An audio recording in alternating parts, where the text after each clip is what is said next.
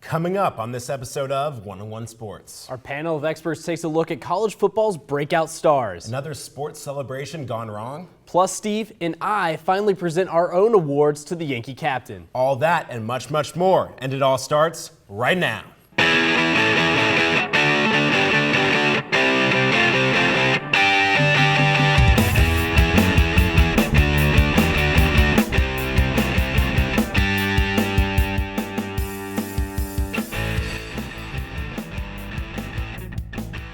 Welcome back to another episode of 101 Sports. I'm Stephen Normington. And I'm Preston Willett. Another one bites the dust as Detroit Lions linebacker Stephen Tulloch tore his ACL after celebrating a big play against the Packers. Steve, where does this rank among the worst injury celebrations? Close but no cigar. Bill Gramatica still takes the cake, in my opinion. But here are your starting five. The moment baseball fans have been dreading is just days away, as Derek Jeter puts on the iconic number 2 for the last time. As memorable as Jeter's era in the Bronx has been due to the Yankees' lack of recent success, did Joe Girardi or the organization place Jeter's retirement above the team's overall success? Preston? Yes, big time. They didn't even try as the season went on. They just cared about, what gift does Derek Jeter get when we go to this stadium? Where does Derek Jeter when we go here? That's absolutely ridiculous. Joe Girardi at the beginning of the season said, look, it's not in my job description or in my DNA to put on farewell celebrations. And knowing him as a player and as a manager, he's extremely competitive. He put a big parade on. What he failed to do was put Jeter at first base, which is where he should have been playing, because he allowed the most defensive run scores amongst all shortstops over the past 5 years. Yeah. He also has the third lowest OPS amongst shortstops this season. So it's obvious that he can't succeed at that position. Obviously, and they probably would have put him at first base or another position. They would have taken him out from second in the lineup, but they didn't because it's all about Derek Jeter. He's always hit at the top of the order. Doesn't the organization owe him that, Preston? Do they really? That's Cal why. Ripken was Mr. Shortstop before, and he switched positions. All right. It's been quite a crazy end to the season for the Atlanta Braves, and on Monday, the Atlanta Braves fired general manager Frank Wren after the team was officially eliminated from the playoffs. Did Wren deserve to lose his job, and should the Braves make any more management changes, Steve? Yes. The Braves have been this team for our generation that always goes to the playoffs or is close to going to the playoffs, then comes up short. We saw it in 2011. They had 5 games to clinch, and what did they do? Failed to clinch. The really weird thing about this team, though, is they were spectacular pitching, and no one expected that after Chris Medlin went down with that Tommy John surgery. And however, their hitting was absolutely terrible, ranking at the bottom of the league. And when you pay stars like B.J. Upton, Dan Uggla, who's no longer on the team that much, as good as their pitching was this year, it's still Frank Wren's fault because he did not get that top of the rotation starter that they've always needed. He's failed trade deadline after trade deadline after offseason to get that guy. Preston, and the starting lineup, they have a bunch of young talent out there that they just paid a lot of money, and why aren't those guys producing? That means that there's a there's a coaching problem. Freddie Gonzalez needs to get that. They rank first in quality starts, 5th in ERA, and 10th in pitching WAR. That's what you want in your pitching staff. That's a great pitching staff, but they need to fix the management side. Freddie Gonzalez needs to be fired too. I agree. Chris Johnson is another player that hasn't been living up to par. In his first public appearance in over a week, NFL Commissioner Roger Goodell admitted there have been too many examples of wrongdoing, including the Ray Rice situation. Goodell also said that a new player conduct policy is on the way. So, Preston, what actions would you like to see Commissioner Goodell take place? A action or a stance action that they actually keep, because they throughout Goodell's 8 years now as the commissioner of the NFL, what action has he stood by? He's changed the drug policy every offseason. Everyone acts like it's a big deal that he did this with the drug policy this offseason. It's not. He's going to change it the next offseason. It's because players are always trying to get one step ahead for those performance-enhancing drugs. However, if you look at great leaders of all time, what do? They make difficult decisions, and they stand by those decisions. Exactly. That is irrefutable, and Roger Goodell has not stood by those decisions. But also, let's look at the players. They have some role in this. They have to act responsibly, both on the field and off the field. And us as media members, these stories were out there in July, and we didn't pursue them. We failed in that regard. At some point, everyone has to take responsibility and say, look, this socially acceptable occurrence, we didn't step up and go pursue it. Look, and you have to be responsible. But it's also the players' responsibility in the league right now. They're not taking accountability for their own actions, and that's most definitely. That's not helping Goodell with his job. In an interview with HBO's Bryant Gumbel, Ohio State head coach Urban Meyer said he felt depressed and mentally broke while coaching Florida in 2009. This was just 1 year after leading the Gators to a national championship in 2008. Myers said he didn't even have time to enjoy the title and started recruiting immediately after the game. In today's world, Steve, is there too much pressure on our college coaches? Undoubtedly, but I'm not sure if Urban Meyer is going to look less depressed than he was eating that Papa John's pizza after they lost to Michigan State in the Big Ten title game. However, you're seeing the NCAA put all these restrictions on student athletes. How about put some on coaches? These guys are dropping like flies or retiring early because their heart rates are so high up because they put so much pressure and so much time into the job. Well, the thing is, the coaches are the face of that organization. They're the face of the football team. They're the face of the athletic department, especially at big schools like Florida. But they're the general manager, they're the team owner, they're the coach. They have so many responsibilities. They're everything to that team.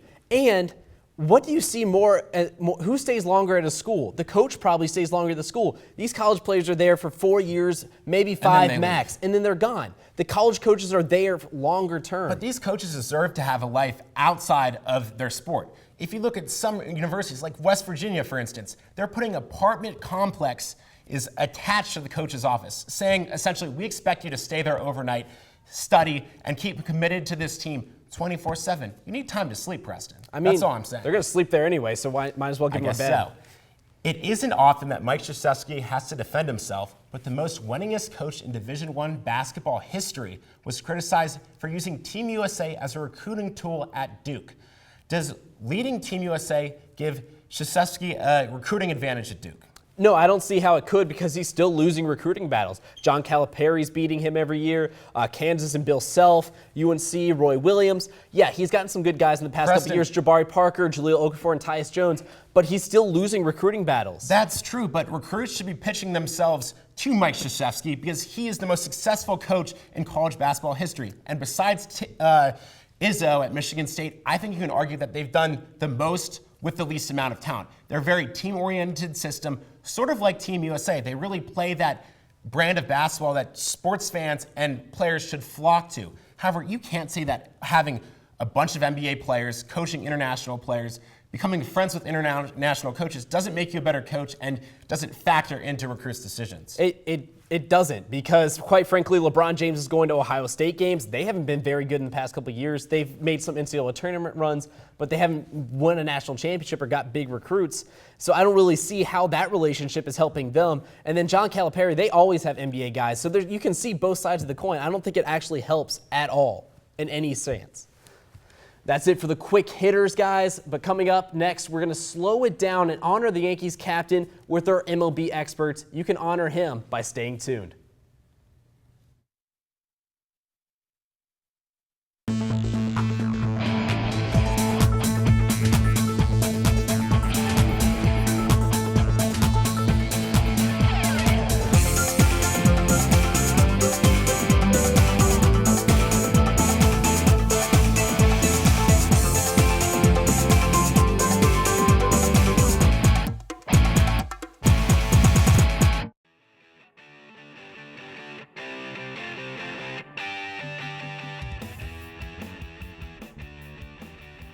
Over the course of Derek Jeter's 18-year MLB career, we've seen a lot of great players come through the MLB. So in honor of the captain, I am joined by our MLB experts Eric DeStefano and Connor Del Preet to pick the team of the Jeter era.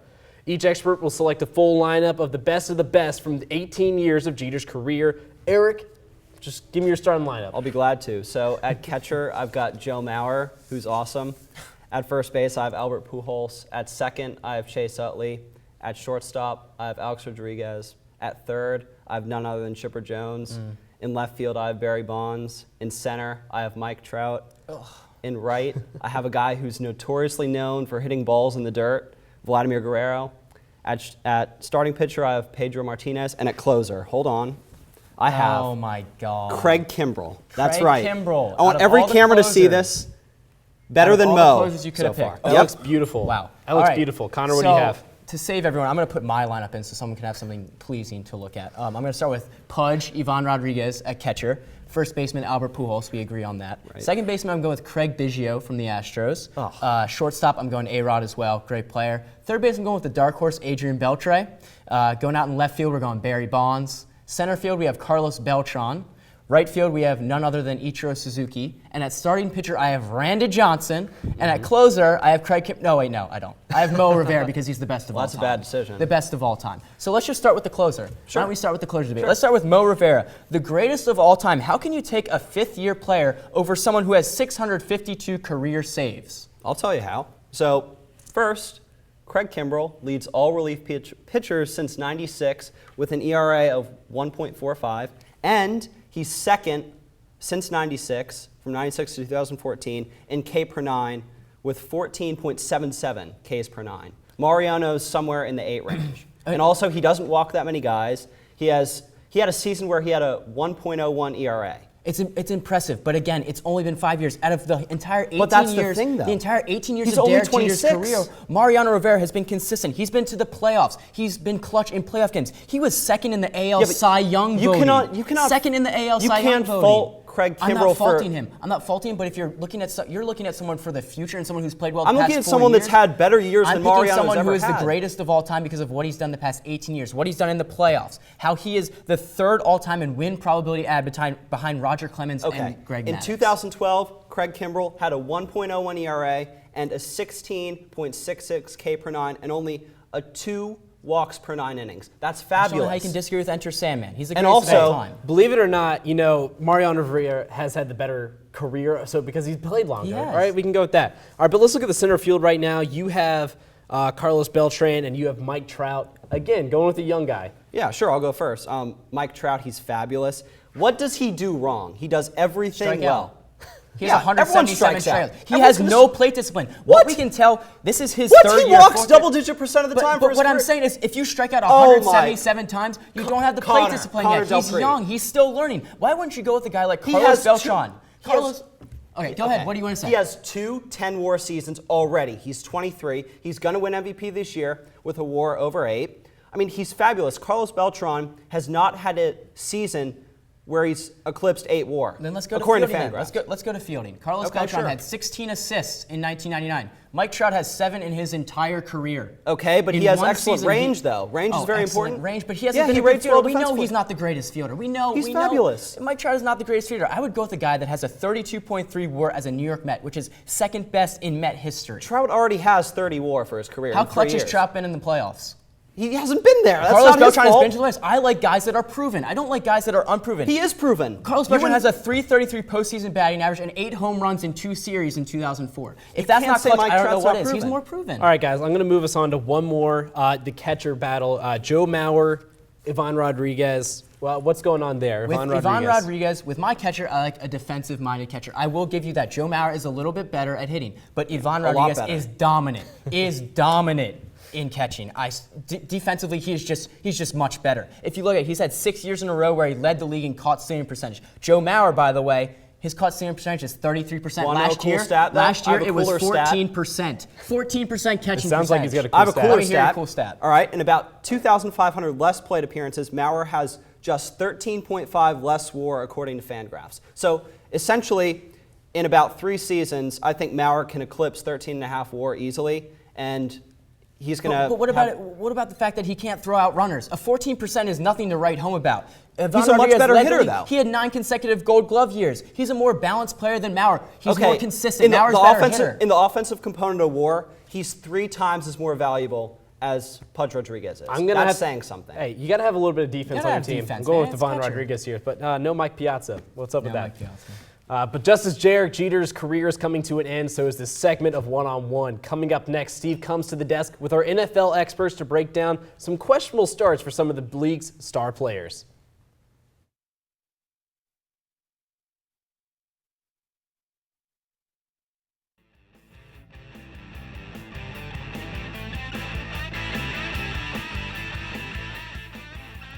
This week, we saw a lot of fights, some awkward handshakes, and a lot of ejections in Philly.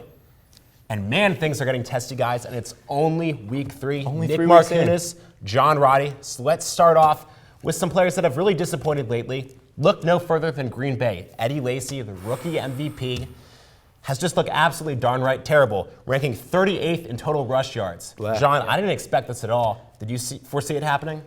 Well, I'll say I didn't expect it, but to me, Personally, Eddie Lacy and the entire Green Bay organization right now is pretty much like irrelevant. If they continue the way that they've been playing so far, Eddie Lacy, I mean, he had a good rookie year, but the whole Green Bay offense just isn't clicking.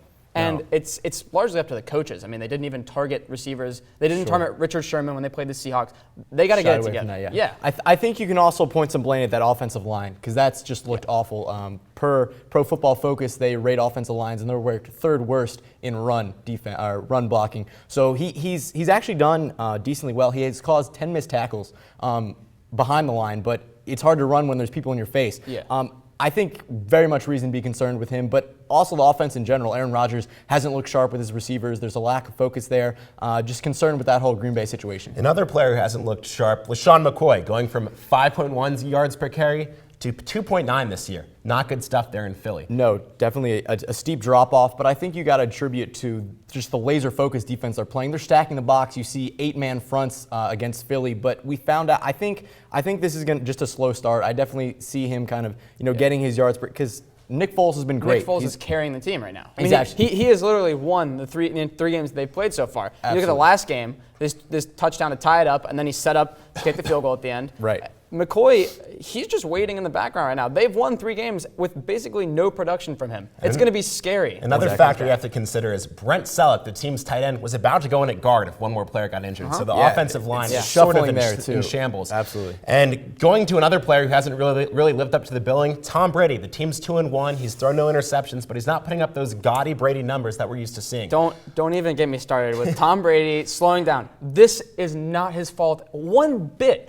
He has no receivers. Absolutely. Amendola, nothing. They have no receivers. They have no offensive line. They have no running game. Absolutely. They can't even keep the defense off the field. I mean, yeah, he's getting help from nowhere. You mentioned the run game. They managed a Parsley 76 yards on the ground against the worst-ranked run defense in the Raiders. That's terrible, but I don't want to jump to this too soon, but he had the quote, "I'm going to play till I suck." He's not there yet, but he's definitely looks like he's tailing. In typical Belichick fashion, when he was interviewed recently about why they were playing so poorly, he said we need to improve on, and then he listed every single category offensively. They're not playing. There's just no cohesion with that offense When right now. Edelman's your number one receiver, you have a problem. Let's face it. Let's move to another wide receiving core that's also in shambles. The Arizona Cardinals. Andre Brown's the only player that's had a touchdown. He's had 3 touchdowns. Larry Fitzgerald has not had a touchdown yet this season. Nick, what is wrong with Larry Fitz? I think I'm concerned about him. It's the tail end of his career, I think. Let's just throw this comparison. If you're looking at him and Michael Floyd, they've both been targeted about the same, 21 to 22. They've both caught about the same. Fitz has 11 catches, Floyd has 10. But Floyd has almost doubled his production. He has 225 yards as opposed to Fitz's 107 But yards. you're talking about Floyd and Fitz having the same amount of targets, the same amount of catches.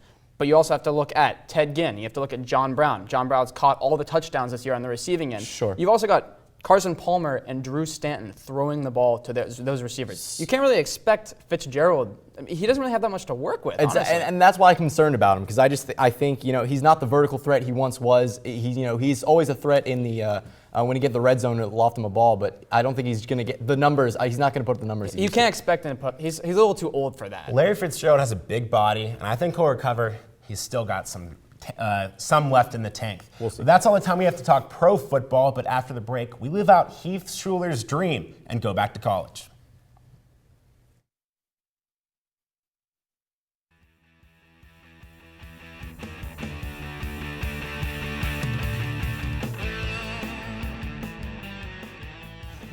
With every college football season, new stars can pop out of nowhere. Look no further than Auburn's Cam Newton or Texas A&M's Johnny Manziel. Stars can literally come from anywhere.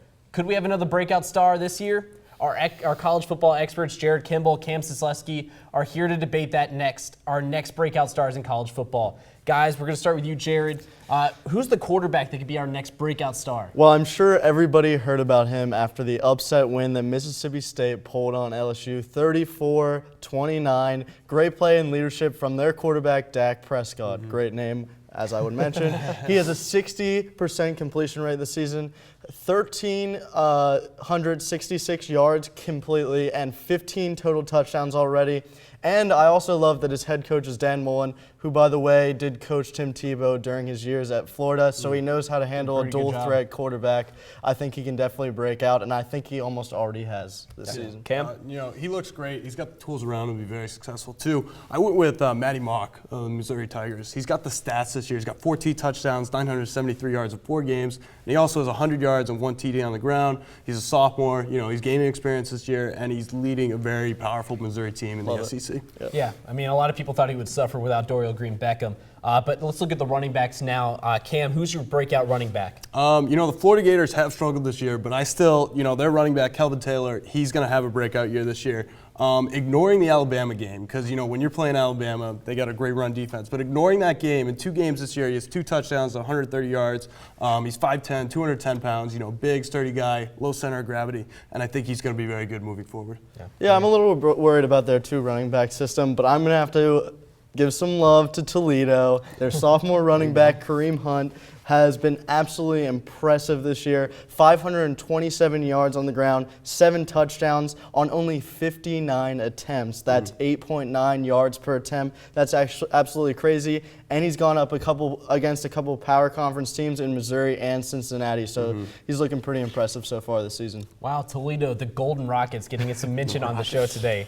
Didn't see that coming. Wide receiver or tight end, Jared? Who's the breakout guy? I'm going to have to go Kevin White, wide receiver for West Virginia. He's second in almost every receiving category, right behind Amari Cooper of Alabama. He has 42 receptions, 633 yards, and 3 touchdowns. He has great soft hands. He can literally just catch anything that someone throws to him. And he kind of reminds me a little bit of Larry Fitzgerald when he was at Pittsburgh. And he also torched Alabama and Oklahoma, who have great defenses. He's looking good so far this season. Yeah, I went with a guy in Devin Allen for Oregon. He plays for a big team, but he is a true freshman, and he's come right out, and he's a big-time player, and he's made big plays.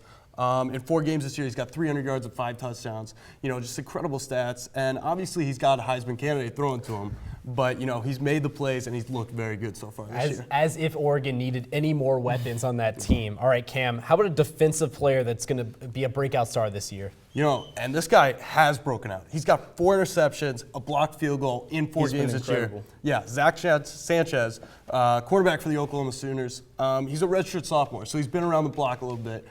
He's had time to develop, but, he came out this year and he's made some unbelievable plays. And, going forward, he's got 2 more seasons. He's going to be a defensive power moving forward. They really needed him to step up, and he really has. I'm going to have to go with Danny Shelton, who is the nose tackle from Washington. He's literally come out of nowhere, which we've seen last year with Pittsburgh's Aaron Donald. He literally just came out of nowhere in his final season and was absolutely impressive and got in the award show. And I think Danny Shelton can do that. He leads the FBS with 7 sacks, 26 solo tackles, and 40 combined. This guy's been absolutely impressive, and that Washington defense has been absolutely incredible this year. Yeah, a Washington defense that could keep them in the Pac-12 title race. Danny Shelton definitely the anchor there. Well, maybe we will see some of these guys taking home trophies at the end of the year. But next, Steve takes on the fast lane with our resident NASCAR expert, so you can put it in park.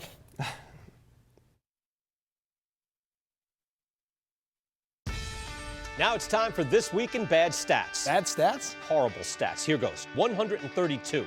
That's how many batters struck out 4 times in 1 game last season. Wow, very good. Here's a tough one, though. 3 and 4. No idea. That's how many kids witness bullying. 3 out of 4. That's not a good stat. No, it's not, but it can change. Kids want to help, but they don't know how. Visit stopbullying.gov and give them the tools they need to help prevent bullying. There are plenty of safe ways kids can help at stopbullying.gov.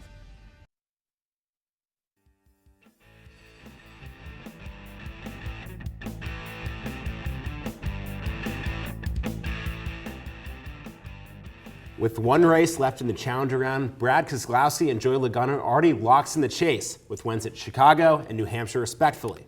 But there are still spots up for grabs, so I'm joined by my man, Steve in Toronto, to break down all the NASCAR action. So the next big race is in Dover this weekend. Who do you see advancing here? Well, I think everyone in the top 10 currently is going to be safe. I don't think guys like Kevin Harvick, Jimmy Johnson, Jeff Gordon, etc., are really going to have to worry. But I want you to watch everyone from 11th on back, everyone on that bubble to advance into the next round. Currently, Kurt Busch and Eric Almirola are some of the guys that are on the outside looking in. But I personally want you to really watch the 43 team, Eric Almirola, because if he doesn't blow that engine at Chicago, he's well within the chase. He's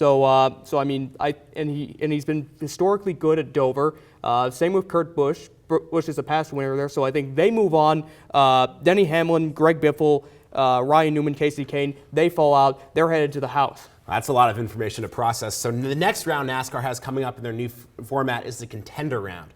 Who do you see advancing here? Well, the big thing with the contender round is that you've got Talladega at the end of it. And if Talladega is anything like the Daytona race in July where only 6 cars finished without damage, take your bracket and throw it in the garbage. But just taking a shot without everything at Talladega aside, I think that the guys who are going to be in trouble, whenever we talk about brackets, we talk about Cinderella stories, Almirola and AJ Allmendinger. I think they're going to be out after it. And I think the two of the Gibbs teammates, Denny Hamlin and Matt Kenseth, I don't see them advancing after that round. The big question mark I have is with Kyle Busch because he's historically very bad at Kansas.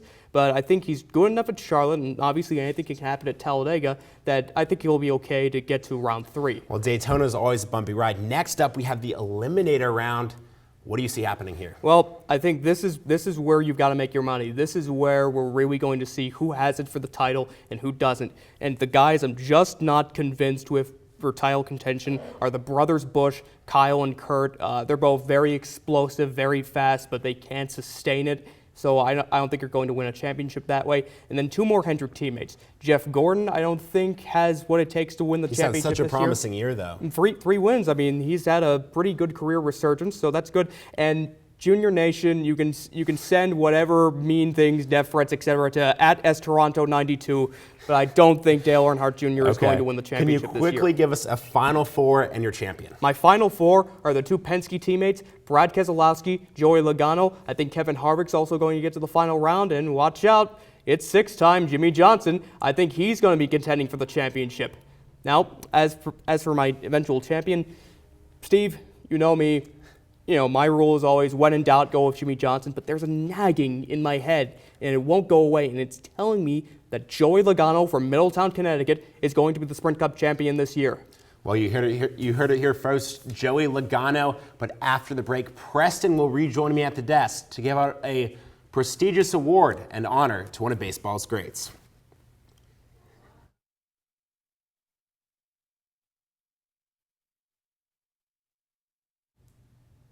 Baseball is a game with no clock. Theoretically, it can go on forever, but time catches up with all of us in the end, even Derek Jeter. The last days of the captain are upon us, and then poof, he disappears. But not before Preston and I, on behalf of 101 Sports, present him with our farewell gifts. So Preston, tell me what you got.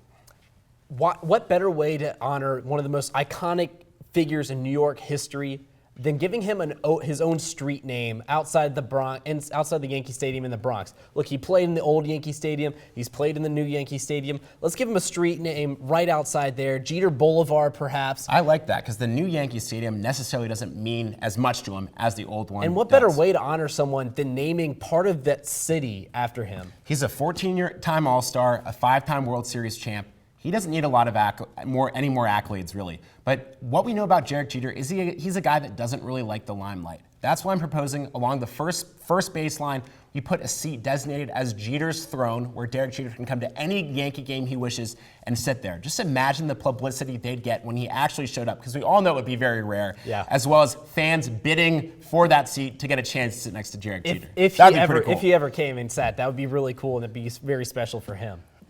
Well, that's all the time we have for today, but if you've missed anything or want to check it out again, check us out on youtube.com/101sports. Also, be sure to like our Facebook page and follow us on Twitter @101sports. As always, thanks for watching, and until next time, whose side are you on?